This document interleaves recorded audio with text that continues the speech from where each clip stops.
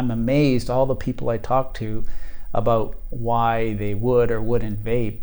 Popcorn lung came up like half the time. And as you probably know, this is a story from Missouri, from a popcorn factory with 8 cases ever.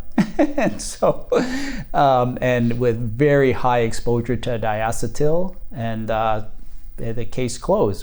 They took that out of the factory. They reduced people's exposure to that, and they have found in some flavoring, it gives a buttery flavor, and so early on some e-liquids did contain some diacetyl.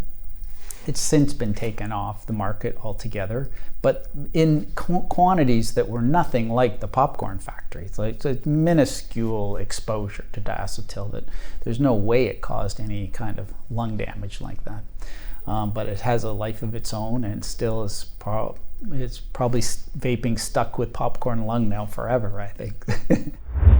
I have to admit that reading this book gave me a little bit of post-traumatic stress syndrome. Okay.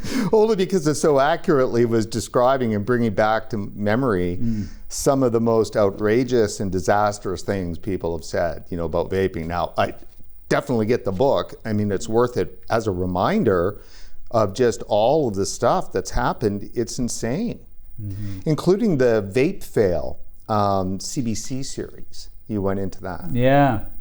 No, it was, I mean, at the time I was kind of pulling my hair out listening to this, watching this, because I was quite interested in it. And yeah, it couldn't have been designed better as a propaganda message. And the CBT did quite a good job of kind of presenting it as sort of like good journalism and facts. And pretty much everything they said in that series was just wrong.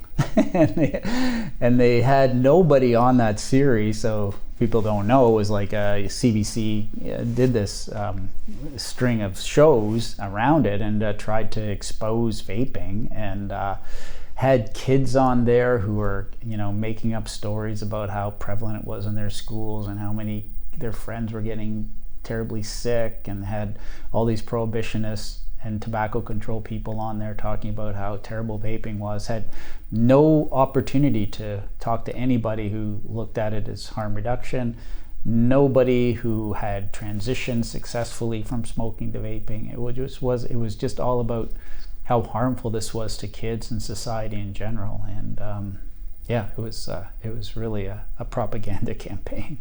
You write in your book, one segment began with the erroneous statement, quote, "There has never been any firm evidence that vaping is safer than smoking, or that vaping can help people quit." Yeah, that's how they opened their show.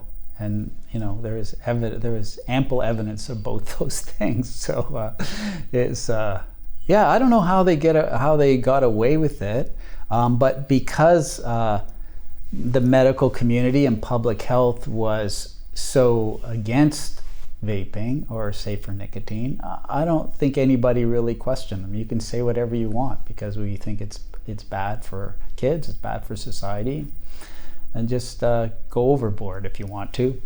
But we just want to get the message out there that this is a scary, bad thing for people. Yeah, and I think the last thing on that would be is that, and I found this horrible, but you write here that the CBC piece kind of was accusing the government of failing to regulate vaping products.